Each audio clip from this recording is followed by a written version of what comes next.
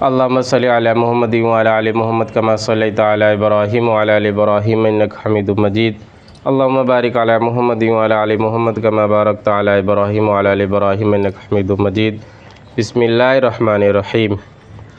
یہ حدیث پاک ہے، اس کا ترجمہ ہے۔ نبی کریم صلی اللہ علیہ وسلم کا ارشاد ہے کہ جو شخص قصداً بلا کسی شرعی عذر کے ایک دن بھی رمضان کا روزہ کو افطار کر دے، غیر رمضان کا روزہ چاہے تمام عمر کے روزے رکھے، اس کا بدل نہیں ہو سکتا۔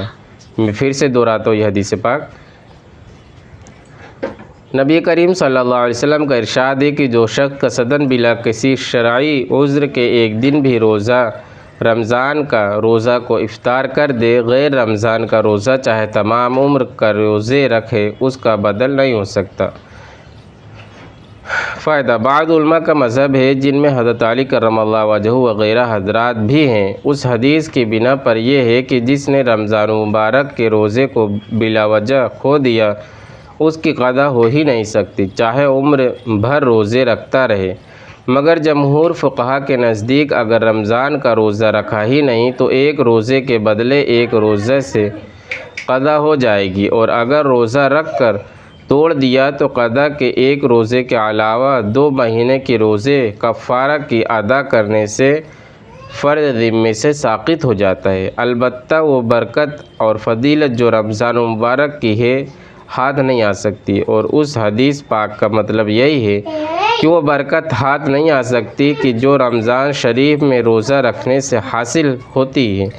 یہ سب کچھ اس حالت میں ہے کہ بعد میں قضا بھی کرے، اور اگر سرے سے رکھے ہی نہیں، جیسا کہ اس زمانے کے بعد فساق کی حالت ہے، تو اس کی گمراہی کا کیا کچھ پوچھنا۔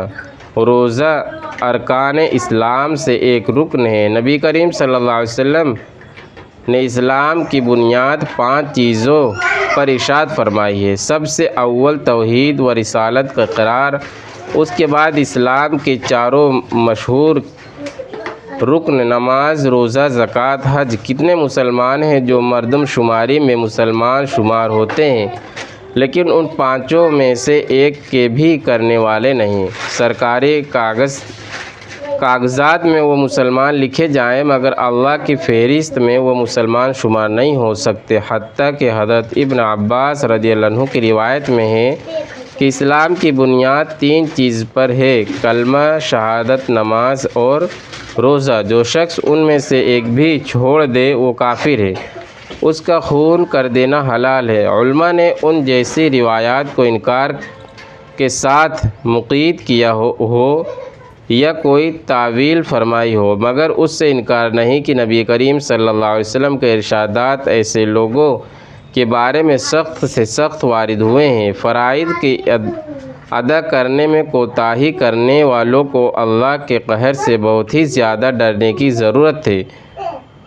موت سے کسی کو چارہ نہیں۔ دنیا کی عیش و عشرت بہت جلد چھوٹنے والی چیز ہے، کارآمد چیز صرف اللہ کی اطاعت ہے۔ بہت سے جاہل تو اتنے ہی پر کفایت کرتے ہیں کہ روزہ نہیں رکھتے، لیکن بہت سے بددین زبان سے بھی اس قسم کے الفاظ بک دیتے ہیں کہ جو کفر تک پہنچا دیتے ہیں۔ مثلاً روزہ وہ رکھے جس کے گھر کھانے کو نہ ہو، یا ہمیں بھوکا مارنے سے اللہ کو کیا مل جاتا ہے، وغیرہ وغیرہ۔ اس قسم کے الفاظ سے بہت ہی زیادہ احتیاط کی ضرورت ہے، اور بہت غور و اہتمام سے ایک مسئلہ سمجھ لینا چاہیے کہ دین کی چھوٹی سے چھوٹی بات کا تمسخر اور مذاق اڑانا بھی کفر کا سبب ہوتا ہے۔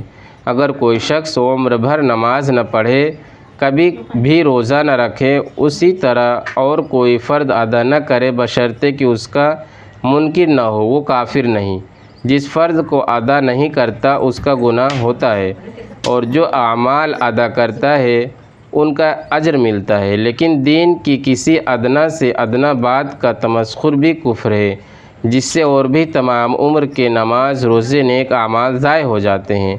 بہت سے زیادہ قابل لحاظ امر ہے، اس لیے روزے کے متعلق بھی کوئی ایسا لفظ ہرگز نہ کہے، اور اگر تمسخر وغیرہ نہ کرے تب بھی بغیر عذر افطار کرنے والا فاسق ہے۔ حتیٰ کہ فقہا نے تصریح کی ہے کہ جو شخص رمضان میں علی اعلان بغیر عذر کے کھاوے اس کو قتل کیا جاوے، لیکن قتل پر اگر اسلامی حکومت نہ ہونے کی وجہ سے قدرت نہ ہو کہ یہ کام امیر المومنین کا ہے تو فرد سے کوئی بھی سبکدوش نہیں کہ اس کی اس ناپاک حرکت پر اظہار نفرت کرے، اور اس سے کم تو ایمان کا کوئی درجہ ہی نہیں کہ اس کو دل سے برا سمجھے۔ حق تعالی شانہ اپنے مطیع بندے کی طفیل مجھے بھی نیک اعمال کی توفیق نصیب فرماوے کہ سب سے زیادہ کوتاہی کرنے والوں میں ہوں۔